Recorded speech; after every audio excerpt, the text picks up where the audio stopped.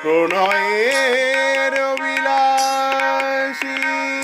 চরণের দাসী শ্রীমতী যে পূজারিণী আজো সাজো মোহন তুমি সাজো সাজো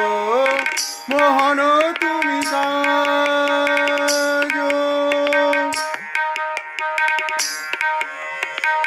তুমি চির সুন্দর চির অবিলাসী তুমি চির সুন্দর চির অবিলাসী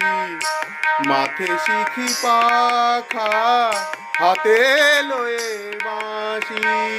তুমি চির সুন্দর